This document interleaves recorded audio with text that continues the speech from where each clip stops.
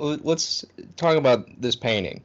Um, he left Paris for a certain amount of time, and then he comes back.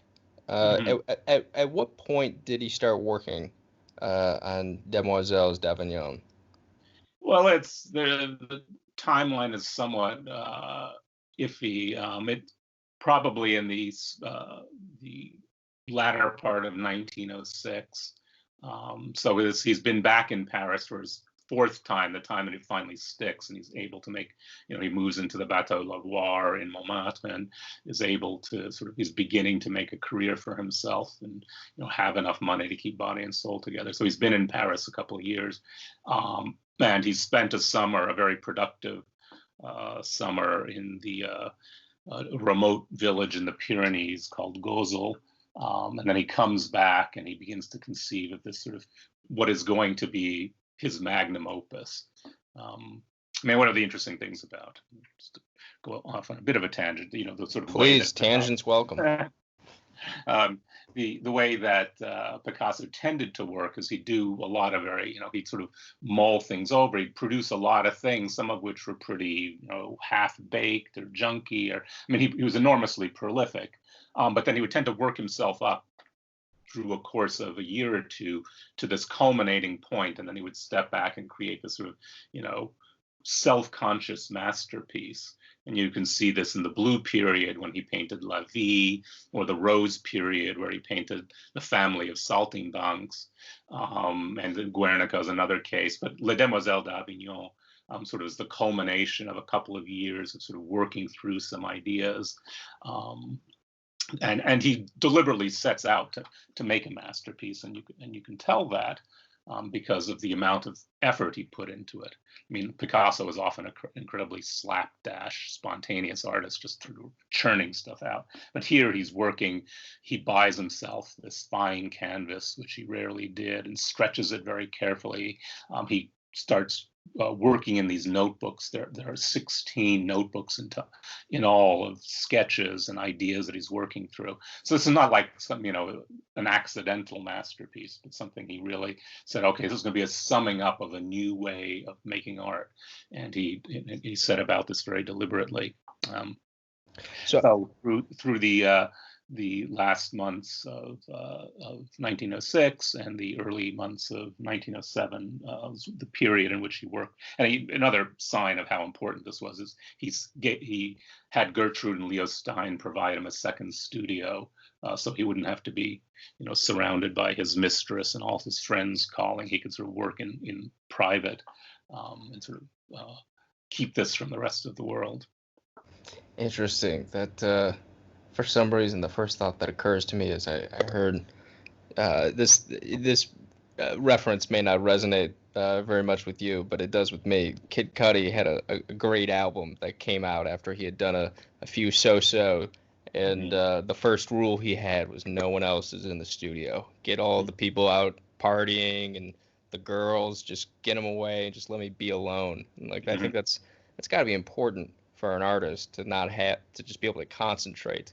And For many, I mean, artists work. Some artists need constant, company and people around. And Picasso was a very sociable person for all his faults, and there were many, and for all the shabby ways he could treat the people who were closest to him. He needed kind of constant companionship. What he called his tertulia, which is a kind of Spanish tradition for men who have this kind of tightly knit group of friends with whom they hang out and drink and go to whorehouses with, and shoot the breeze. But for this period, he really shuts himself off. And the few times anybody went in to see what he was doing, they came away like completely appalled. They said, "Hey, the guy's lost his mind. He's going to hang himself. He's gone off." So nobody understood it. That was hard for. I mean, Picasso, who was generally pretty self-confident guy, found it difficult because nobody really understood what he was doing and accepted it. And it was a very isolated. It was also a traumatic time for him. His long-term relationship with the first great love of his life, Fernand Olivier, was beginning to come apart at the seams. And in order to try to hold them together, Fernand decided to adopt a young 13-year-old girl, Raymond, and that was an utter disaster, in Of part because course. there was a lot of, there was no privacy, and Picasso's attraction to young girls it was a little problematic, and I think Fernand realized that. And the whole thing, sort of that emotional tension, and the fact that his relationship with Fernand was beginning to come apart, I think, fed some of the kind of sexual tension and sexual fury of Les Demoiselles. Wait, so when you're saying that he was attracted to young girls, are you saying he was attracted to the girl that Fernand adopted? Well, there are certainly suggestions that it was more than that. At least Fernand, who had been abused as a child herself, felt that this was a danger. There's no evidence that Picasso abused Raymond, Sure, um, yeah. but there was clearly there's certain pictures that he drew of her, and incidents that happened that made Fernand at least realize this was not a healthy situation. Oh, yeah. I mean, I would not leave my daughter in a room alone with Pablo Picasso to save my life. Like, No, no. um, there's a few angles I want to go at this from. But one of the interesting things you just mentioned was the fact that people were so appalled by this painting. And looking at it from the perspective of someone in 2020, and people should, of course, Google this painting, or if they haven't heard of it, should look it up so they can understand what we're talking about here. And if the But museum's ever open again, I should definitely go see it. oh, I know, I know. I only saw it once when I was in New York, and it's amazing. Um, but the fact that people were so appalled by it, and there was something. It's kind of hard to put ourselves in that mindset. Like I had heard of.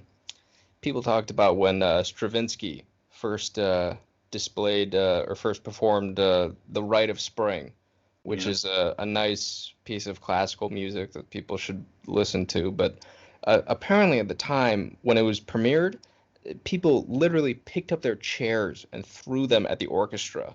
Yeah. And you listen to it now, it's like Jesus, like what the hell's the matter with you people? This is totally fine.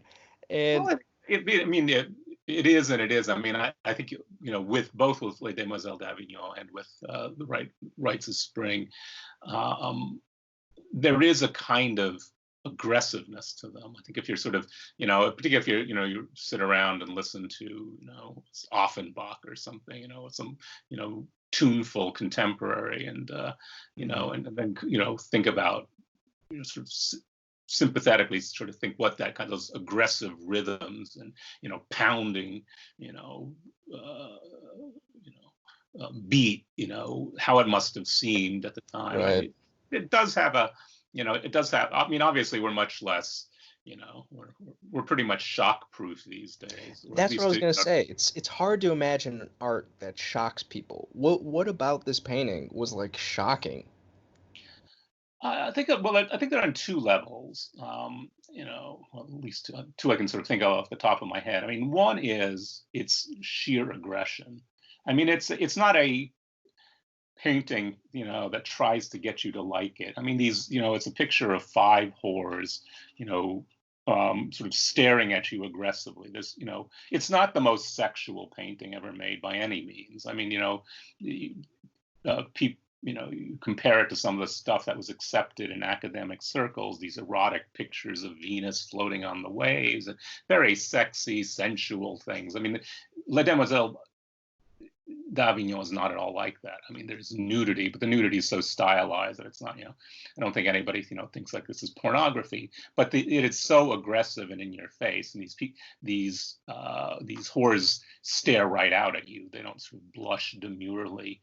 And the way he sort of treats the human figure, particularly the human figures on the right that he painted after spending a lot of time studying African masks, are so distorted. So sort of their bodies are, sort of chopped into pieces and reassembled, in a way that became familiar after Picasso. I mean, this is sort of what Picasso was famous for, three eyes on one side of the face, two no, all that sort of fragmenting of the human form. But at the time, nobody had ever done that. And there's a kind of, um, uh,